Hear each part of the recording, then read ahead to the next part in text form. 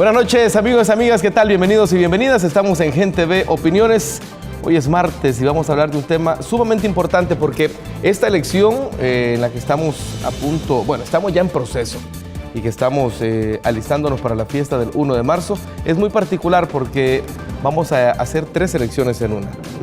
Elegimos consejos municipales, elegimos diputados y diputadas para la Asamblea Legislativa, pero además elegimos a diputados y diputadas al Parlamento Centroamericano. Veamos la nota que ha preparado el equipo de prensa para entrar en este importante tema.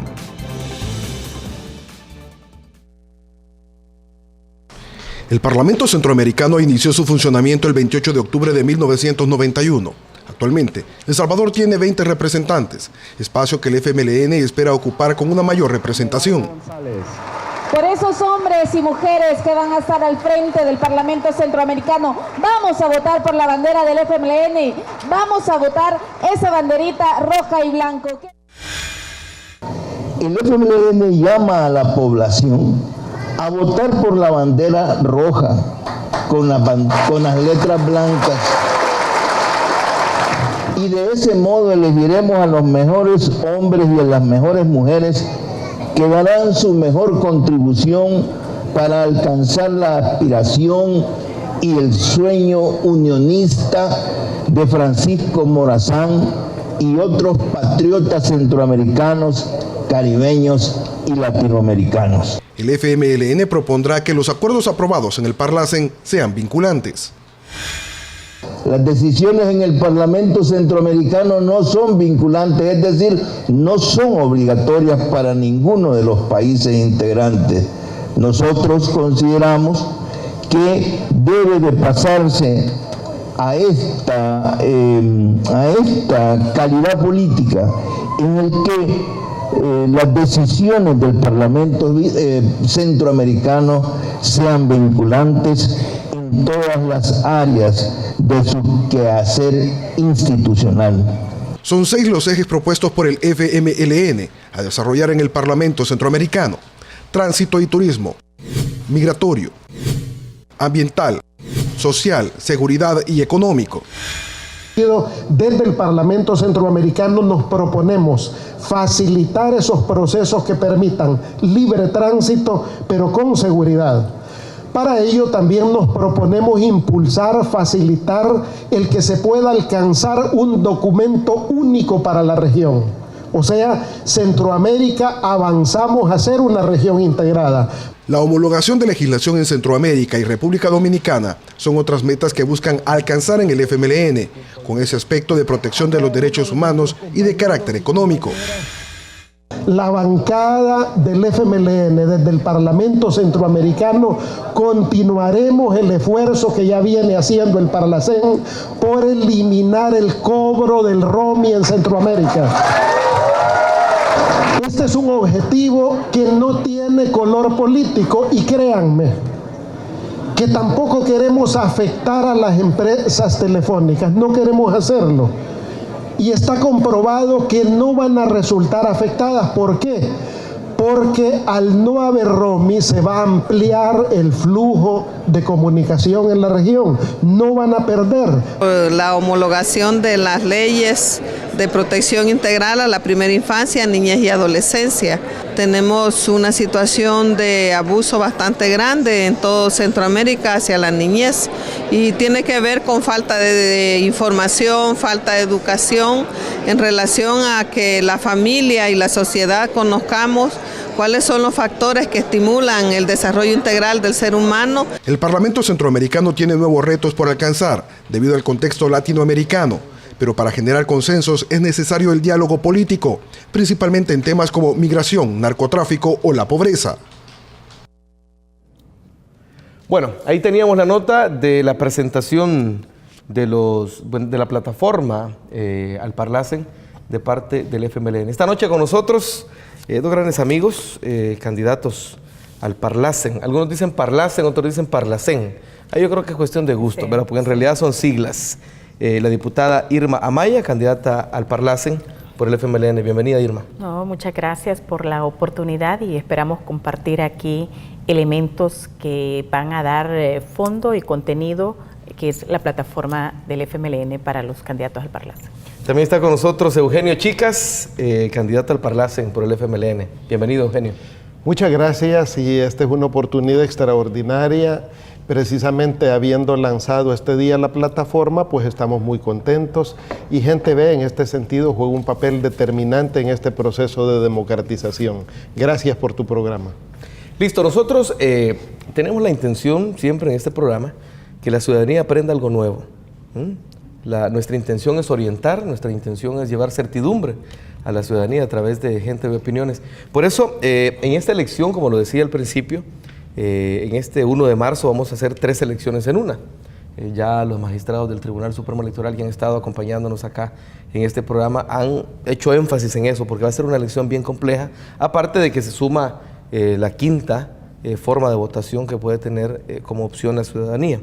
Entonces nos gustaría que perfiláramos la importancia que tiene esta elección que vamos a hacer ahora de diputados y diputadas al Parlamento Centroamericano. Diputada, ¿cuál es la importancia? Bueno, para comenzar, ¿qué es el Parlamento Centroamericano? Ilústrenos. Bueno, y a la ciudadanía que está también pendiente de Gente Ve. Ciertamente, justamente ahora en la mañana, en la presentación de la plataforma, Marquito hacía una historia, antecedentes históricos al Parlamento Centroamericano, y ciertamente este es un organismo regional que aglutina la representación más amplia de política de los partidos de derecha, de izquierda, de centro, de Centroamérica y de República Dominicana. 120 parlamentarios. Es el espacio, diría yo, el espacio político más representativo en la región, donde se expresan partidos que están en los gobiernos y partidos también muy fuertes en la región, y no importa pues el tamaño, al final de cuentas todos somos necesarios. Como ya hemos hablado, el Parlamento Centroamericano surge en la década de los 80, y este organismo político regional surge precisamente en un contexto político donde Centroamérica, el tema de la paz era un tema deseado, porque los conflictos armados eran el día a día, digamos, en la región, El Salvador, Guatemala, y esto pues el tema de los conflictos internos, el tema de los enfrentamientos, es un problema que no permite ni a los países ni a la región consolidar procesos económicos, procesos sociales, los mismos procesos de democratización en la región. De manera que el Parlacen surge como un organismo que debe de promover la paz, un organismo regional que debe de poner su empeño para contribuir al desarrollo económico de la región, y es un organismo regional que no está solo, sino está vinculado a otros organismos regionales como la Corte Centroamericana de Justicia, el SICA, y de forma conjunta esa labor del Parlacen hay una procuración de promover iniciativas integracionistas, porque la región debemos vernos como eso, como la gran región de Centroamérica, y no los paisitos aislados, porque realmente no es probable, sino que así es. Si uno de los problemas por lo que no hemos sido más allá en términos de desarrollo económico, es precisamente esa desintegración de los países, porque no es lo mismo hablar de 6 millones de habitantes que hablar de 55 millones de habitantes para hacer, en este caso de la región, con República Dominicana, y solo decir 55 millones de habitantes, eso para cualquier mercado regional y del mundo, nos presentamos con fuerza, somos más competitivos y podríamos lograr mayores niveles de desarrollo económico y por supuesto también en el tema de los procesos de democratización, en los temas también sociales, pero eso pasa por tener un enorme compromiso los partidos políticos y el resto de instituciones, no solo las públicas, sino también las privadas, de no decirlo, sino sentir el tema integracionista que es básico para el desarrollo y el buen vivir de la región. Y definitivamente que hay un axioma que creo que nadie lo puede negar: divididos somos débiles, unidos somos fuertes, y como región creo que ahí no hay donde perderse. Como dice una canción centroamericana, de un nicaragüense, Carlos Mejía Godoy, creo que es, juntos somos un volcán, dice. ¿Verdad? No, Luis Enrique Mejía Godoy. No, Luis Enrique. De Luis Enrique. Diputado Chicas, candidato Chicas, ya lo estoy haciendo diputado. Va a ser diputado. ¿Por qué es importante contar con este espacio que, bueno, ya tiene décadas? ¿Por qué es importante contar con este espacio y aprovecharlo justamente para lograr eso de lo que estamos hablando, esa unidad, esa integración que nos permita ser más fuertes como región? Yo creo que aquí el tema de fondo es reconocer que el mundo ha cambiado. Vivimos en una época de globalización donde los países en sí mismos, y sobre todo pequeños países como los nuestros, tienen muy poca viabilidad si tratamos de competir en un mundo globalizado. Eso de antemano ha hecho que otros bloques, otras regiones del mundo, siguieran esos caminos de integración. Por ejemplo, una de las experiencias más exitosas ha sido precisamente la Unión Europea, la Asociación de Países de Asia, hoy el Mercosur, por ejemplo, y todos los agrupamientos que han venido surgiendo en Sudamérica, nos han demostrado la viabilidad precisamente de poderse mostrar como bloques integrados en eso, en un mundo globalizado.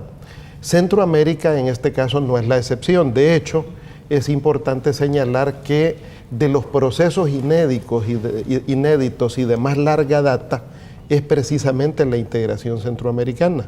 O sea, inmediatamente después de la independencia, 1821 fue nuestra independencia, 1824 ya construíamos la gran patria centroamericana. Ya teníamos un mismo Congreso en Centroamérica, una misma Constitución, un mismo presidente. O sea, construimos ya una sola patria que perduró de 1824 a 1840. En ese periodo, pues fuimos una región integrada. Claro, siempre fueron los intereses locales, los intereses de grupos económicos, los que dieron al traste con ese proceso. Luego, a principios del siglo anterior, en 1914, se integró nuevamente un nuevo esfuerzo de integración, como fue la Corte Centroamericana de Justicia. Es decir, ha sido un esfuerzo que siempre ha estado presente, un espíritu que siempre ha estado presente en la región, ¿no? Siempre. Y en eso, y esto que señalas es muy importante, El Salvador ha sido el país con mayor experiencia integracionista. De hecho, por ejemplo, nuestra Constitución tiene una particularidad que no tienen otras constituciones en Centroamérica, y es reconocer tres categorías de nacionalidad. Se puede ser salvadoreño, se puede ser extranjero o se puede ser centroamericano. Y los centroamericanos, todos centroamericanos de los países que constituimos la Gran República, la Patria Grande, todo centroamericano que así lo decida puede ser salvadoreño. Puede tener doble nacionalidad. Y puede ser salvadoreño por nacimiento. O sea, esa es una particularidad de nuestra Constitución, una riqueza, en ese sentido, una enorme apertura de nuestro marco constitucional. Luego, el esfuerzo de la Corte Centroamericana de Justicia tuvo un hecho vital, como fue oponerse por sentencia e impedir que se constituyera una base militar en el Golfo de Fonseca. En aquel momento, por un tratado entre el gobierno de Nicaragua y de Honduras en aquella época, se trató de instaurar una base militar de un país del norte de América que se quiso instalar precisamente en el Golfo de Fonseca, y la Corte Centroamericana de Justicia, por una resolución, lo impidió. Duró 3 años la Corte Centroamericana de Justicia después de aquel fallo.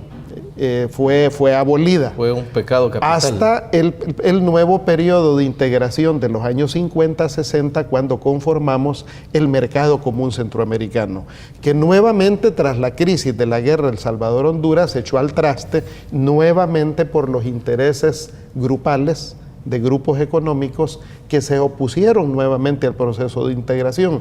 Vino la vorágine de las guerras de liberación, de independencia de aquel periodo, la revolución sandinista, el proceso revolucionario en Guatemala, la lucha nuestra como FMLN por democratizar, pacificar este país e instaurar la democracia.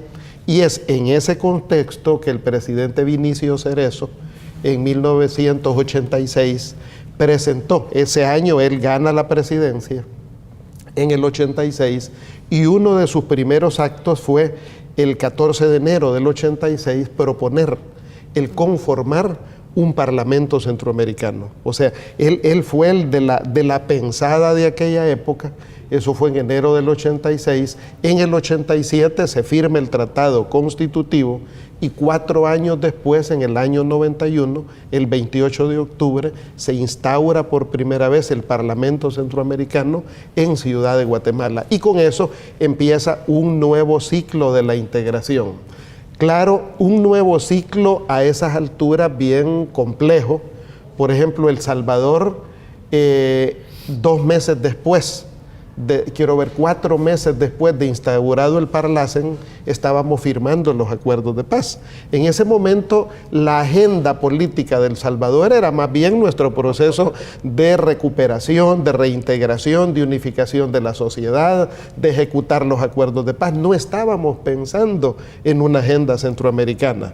Guatemala a esas alturas no había salido todavía de su conflicto.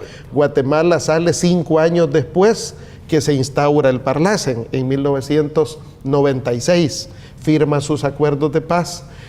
Nicaragua tenía una situación compleja después de la pérdida de las elecciones del Frente Sandinista en el año 90. Entonces, el paso del Parlacen en ese momento fue vital, importante, pero encuentra una región centroamericana que no estaba en el mejor momento para pensar en procesos de integración. Porque cada país estaba inmiscuido en una situación muy particular. Te pongo otra. Panamá se estaba recuperando, estaba todavía viviendo la ocupación que había tenido entre el año 89 y 90, después de la ocupación de tropas norteamericanas sobre Panamá. Entonces, por lo tanto, era una situación muy compleja la que se vivía. Nadie en ese estaba periodo. como para decir, pensar en la región, sino que sí, cada quien tenía sus propios problemas. Sin embargo, es de reconocer la visión del señor Vinicio Cerezo, que tuvo la larga vista, el largo alcance de recuperar ese proceso de integración que ya había tenido Centroamérica en años anteriores. Esa recapitulación creo que es importante porque creo que es bueno diferenciarla del momento que vivimos hoy. Claro. Hoy Centroamérica vivió un momento diferente.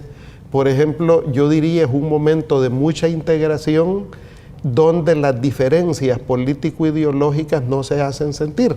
Por ejemplo, Guatemala tiene un gobierno conservador, sin embargo, con ese gobierno conservador tenemos excelentes relaciones diplomáticas, nuestro gobierno tiene muy buenas relaciones. Honduras, pese a la tragedia del golpe de Estado que vivió, actualmente tenemos relaciones diplomáticas fluidas con Honduras, con Nicaragua no se diga, con todo Centroamérica. Yo creo que vivimos una época muy florida, muy destacada, de mucho color, de mucha alegría en Centroamérica. Tenemos nuevos retos. El reto de la seguridad pública, por ejemplo, es un reto común para el Triángulo Norte. Sin embargo, ese y otros temas, como el reto que nos ha puesto la Unión Europea, cuando dice, bueno, suscribimos el tratado comercial, pero eso sí, solo con una Centroamérica unida. Para nosotros no es problema, ya hace rato pensábamos en la integración. Para Costa Rica es un gran reto, porque Costa Rica sí, pues no ha visto con el mismo interés el proceso de integración. Este reto, sin embargo, me imagino va a hacer que Costa Rica reflexione sobre la importancia de la integración. ¿Qué cosas podríamos lograr, diputada Amaya? ¿Qué cosas se ven como oportunidades que pudieran ser aprovechadas pues, el Parlamento Centroamericano? Mira, están planteados una serie de retos en materia de integración que requiere de la voluntad política de los gobiernos y de todo el liderazgo también de Centroamérica de avanzar en un espíritu y en un concepto integracionista, y ojalá que en el menor tiempo pues pudiéramos concretar estos grandes ideales. Yo, como dice Eugenio, el contexto de hoy es totalmente distinto de los años anteriores y ciertamente hay una serie de condiciones positivas, favorables, que pueden permitirle a la región ir en una dirección mucho más acertada. Eso pasa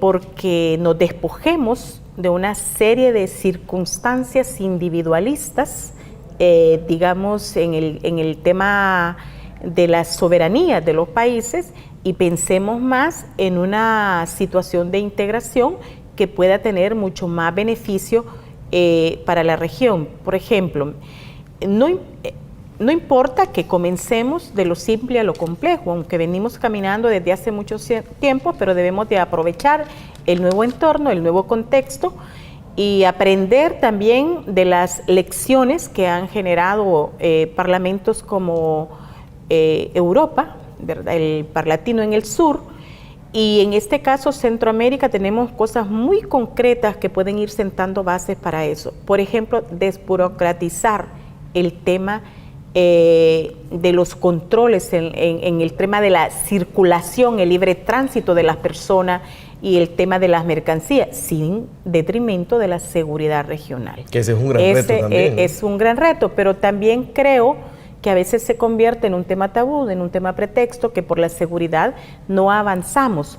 Eso simultáneamente lo podemos garantizar. Mira, los pueblos están clamando cada vez que pueden de cómo generamos el libre tránsito en las fronteras, donde las personas puedan transitar en esa frontera, El Salvador, Guatemala, El Salvador, Honduras, que están cerca de uno del otro y se convierte en un problema para el tema del comercio. Entonces aquí tenemos el tema de la seguridad en la región. Mientras llegue el gran reto, el tema de la vinculación de las decisiones que pueda tomar, porque el tema de hacer vinculante las decisiones del Parlacen es un tema súper estratégico que todavía está como repensándose en la región, porque tenemos en el fondo el temor de pérdidas de soberanía, porque estamos pensando muy localistamente y no en la gran patria centroamericana.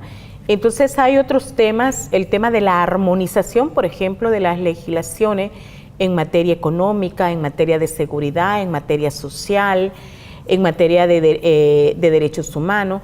Hay una serie de iniciativas que podemos hacer en esta dirección, tratar de armonizar nuestra propia legislación en la región para que no estemos de manera en chiquito tratando, por ejemplo, un delito penal de un modo en El Salvador y Guatemala y Honduras de otro modo, porque al final a los únicos que les favorece es a los delincuentes, porque en la medida que no te pones de acuerdo para esto, corren de un lado para otro. Y así, por ejemplo, comprar medicamentos como todos los países juntos, esto te abarataría. Ya hay iniciativas que se han iniciado, pero hay que potenciar la compra, por ejemplo, conjunta entre todas las naciones, que eso, ¿a quién le favorece? A las economías de los países y le favorece a los consumidores. El tema, por ejemplo, también de la unión aduanera. Hay una serie de quejas que yo diría de verdad que son fáciles de responder si tratamos todos juntos de modernizar el sistema de aduanas en Centroamérica. Además, este sistema de aduana, francamente, cuando uno pasa por las fronteras en nuestros territorios en Centroamérica, es evidente que fueron pensadas no para el comercio, sino para un concepto de guerras internas, porque son barreras realmente, ¿verdad? Las Chinamas, por ejemplo, es una fronterita con una calle tan angostita en que eso no fue pensado para facilitar el comercio, para facilitar el tránsito de las personas. Eso tuvo otro enfoque. Ahora debemos de dar el salto de que si esas fronteras no contribuyen a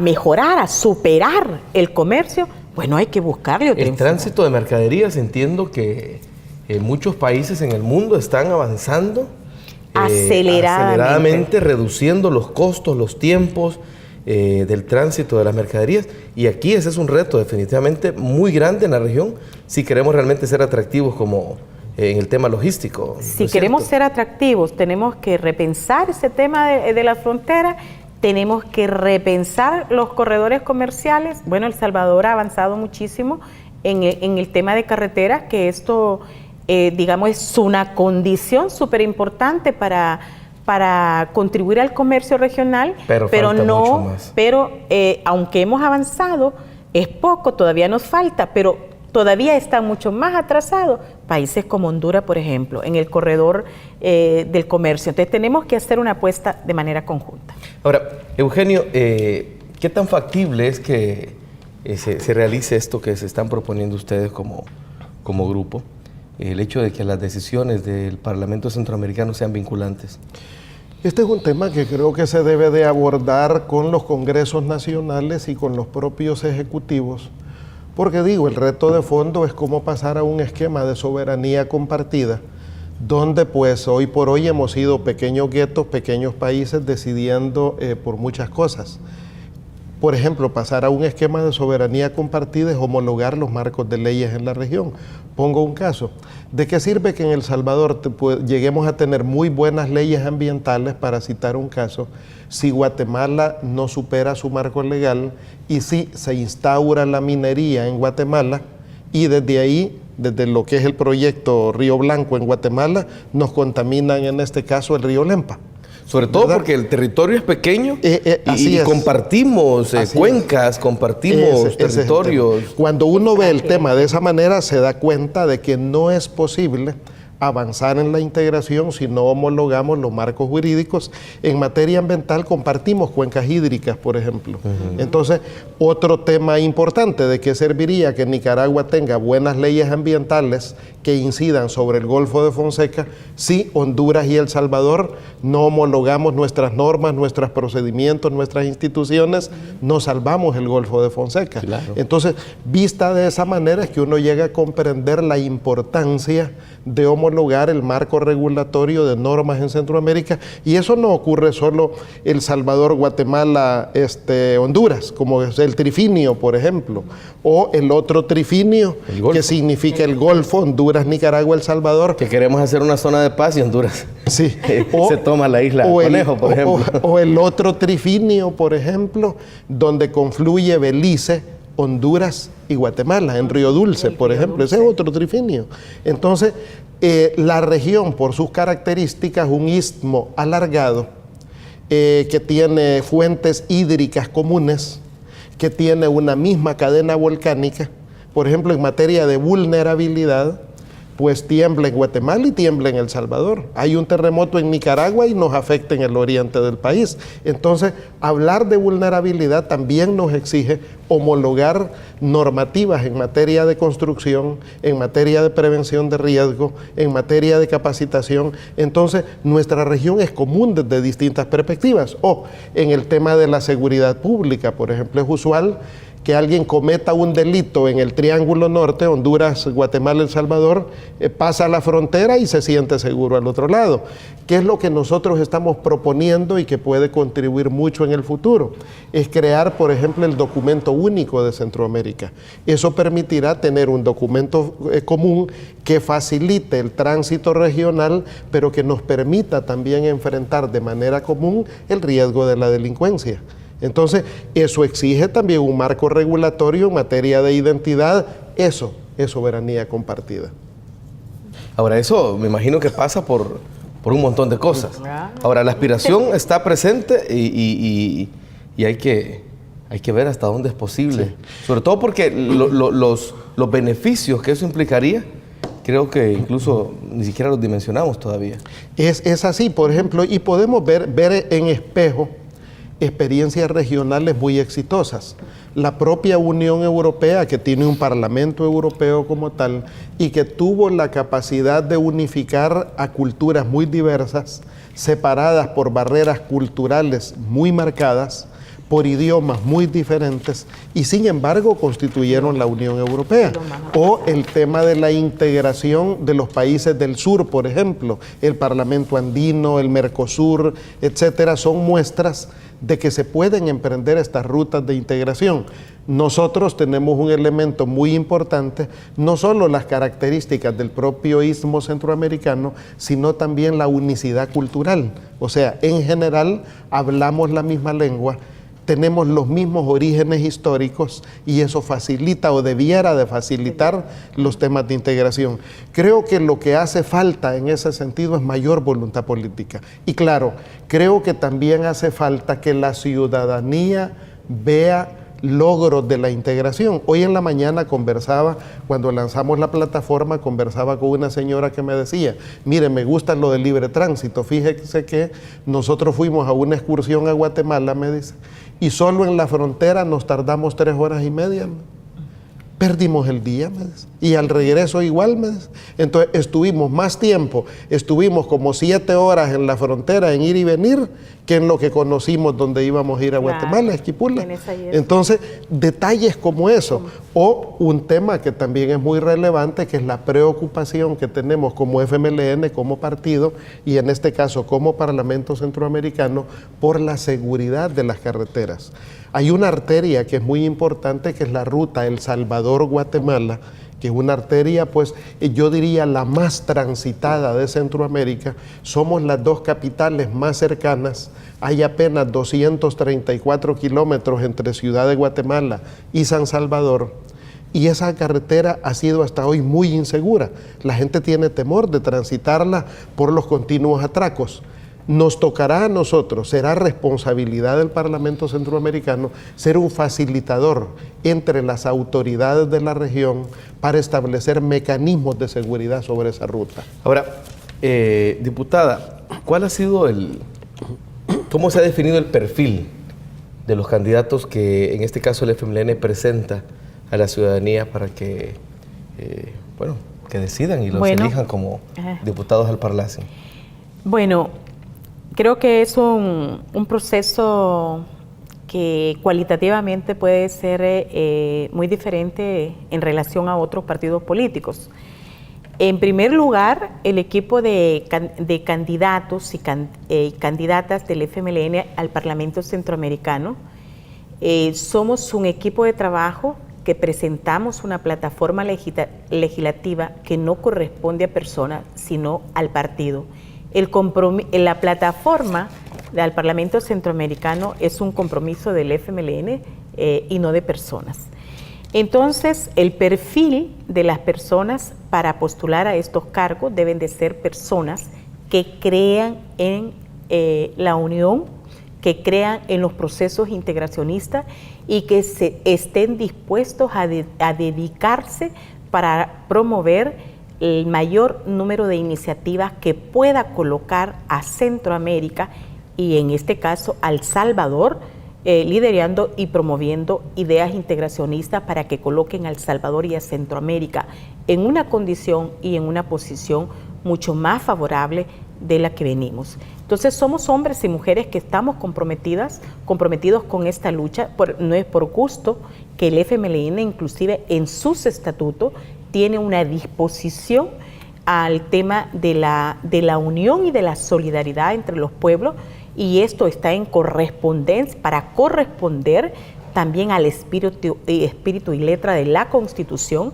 y por eso el FMLN, aun cuando surge como partido político en un periodo donde no pensábamos en el Parlacen, el FMLN retoma el Parlacen como la posibilidad de un organismo político regional que puede dar un aporte cuantitativo y sustantivo en materia de integración para la región. Entonces, esos hombres y mujeres hacemos nuestra la plataforma del FMLN y nos comprometemos a trabajar por esta plataforma. Si pudiéramos hacer un pequeño esbozo de cuáles son las principales líneas. Efectivamente, son 6 ejes los que conforman esta plataforma. Uno es el tema del libre tránsito y el turismo. En segundo lugar, el tema migratorio, que es un tema común en la región. En tercero, el tema ambiental, por la vulnerabilidad, el tema del agua. El cuarto es la integración social. El quinto es la seguridad regional y el sexto el tema económico. Perfilando cada uno de ellos, en materia de turismo y libre tránsito, el tema de fondo en este caso es cómo implementar medidas concretas que faciliten el libre tránsito en la región, adoptar el documento único de identidad, la licencia única para Centroamérica y rescatar un proyecto que tenía hace 20 años el CIECA, que es la Secretaría Técnica de la Integración, donde el CIECA ya contemplaba hace 20 años el proyecto de un tren rápido que una desde Puebla hasta Panamá. Un proyecto de tren rápido, claro, en aquel momento una destacada empresa aérea de la región y de El Salvador se opuso a ese proyecto.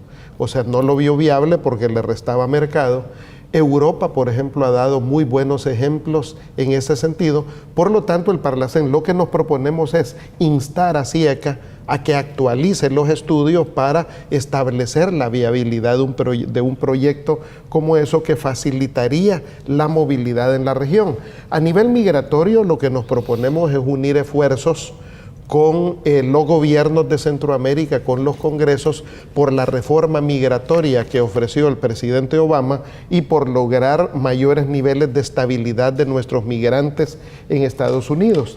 También nos proponemos la defensa de los derechos de nuestros migrantes, o sea, sabemos la gente migra por razones de seguridad, por razones económicas, por razones históricas, y en eso nos proponemos también con la cooperación internacional montar casas de auxilio para apoyar a quienes deciden migrar. No porque estemos promoviendo la migración, sino porque es nuestra responsabilidad ser un alivio para quienes lo decidan y un auxilio, y en ese sentido buscar la construcción con los gobiernos de un fondo de ayuda humanitaria con énfasis en niñas y niños migrantes, porque ahí hay una tragedia muy grave en ese sentido. Eugenio, yo quisiera que Irma nos dijera por qué la ciudadanía debe apoyar esta plataforma.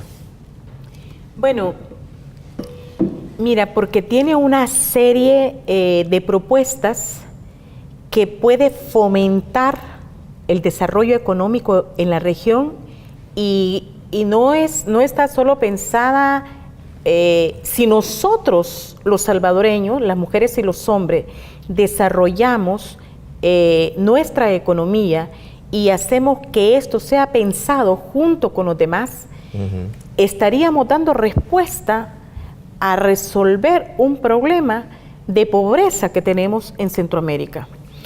La lucha contra la pobreza solo la podemos enfrentar juntos si generamos una serie de mecanismos que propone el FMLN, que es el tema de promover el comercio en la región, es el tema de promover el libre tránsito en la región, es el tema de promover la facilitación del empleo de los centroamericanos sin tanto requerimiento en la región.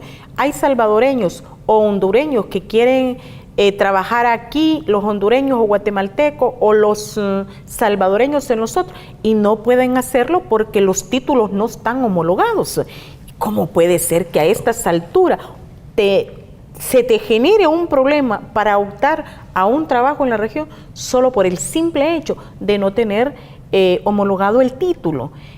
Entonces la gente, los electores, los salvadoreños, deben saber que esta plataforma lo que busca es hacer grande El Salvador, pero junto con los otros estados. Y la manera de hacerlo grande en su reactivación económica y vivir, como dice el presidente nuestro presidente Salvador Sánchez Serén, vivir una vida digna, una vida de más calidad, pasa por despojarnos de intereses mezquinos, de islitas en Centroamérica, sino proyectar un sentimiento unionista, regional, centroamericana, donde, bueno, nos despojemos de esas situaciones que son un problema. Y que son las que han impedido durante toda la historia, ¿no? Históricamente estos han sido los problemas. Se van a seguir presentando porque hay gente que no está a favor de la integración y te pone cualquier pretexto. Entonces, ¿qué dice el FMLN?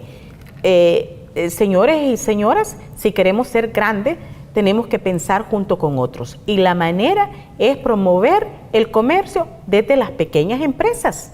Desde las pequeñas empresas para que tengan facilidad en el comercio. Pasa por revolucionar el sistema que tenemos en fronteras, calles y el tema de seguridad, entre otros. Ahora, me imagino que son los grupos de poder económico los que están siempre renuentes. Sí, pasa eso. Mira, lo que decía Marquito es una gran verdad. No hemos podido avanzar más allá, porque siempre hay grupos de interés económicos que por aferrarse a proteger, tenemos un caso aquí, y no es que estemos en contra de ellos, pero no hemos podido avanzar en el tema, por ejemplo, hay una propuesta de promover el comercio entre El Salvador y Guatemala, y fue una propuesta que hubo desde el año 2009 a principios, de facilitar el comercio entre estos dos países. Los gobiernos lo firmaron y falta la ratificación solo del país El Salvador, porque Guatemala lo ratificó, El Salvador no. ¿Por qué no lo ratifica El Salvador? Bueno, porque dice una porción de los que están ahí, de la producción de la caña, que eso acabaría con el sector. Aun cuando les hemos dicho, ratifiquémoslo, porque y si los cañeros, los que producen caña en nuestro país, y una manera de protegerlos para que no tengan ese miedo, es sacarlos, protegerlos y no meterlos en la liberación ahí del comercio, sin embargo, ni aún así quieren. Entonces, todavía está en la Asamblea Legislativa ese proyecto de ley que no se ratifica. Nosotros vamos a seguir empujando porque estos intentos integracionistas vayan más allá de lo que otros están pensando muy en chiquito. Tenemos que revolucionar la mente, primero de los que tenemos la posibilidad de incidir y también de todos los otros actores políticos del país y de la región. Definitivamente que hay retos y hay oportunidades, como en todo, ¿verdad? Yo quiero agradecerles, realmente el tiempo se nos ha ido entre las manos.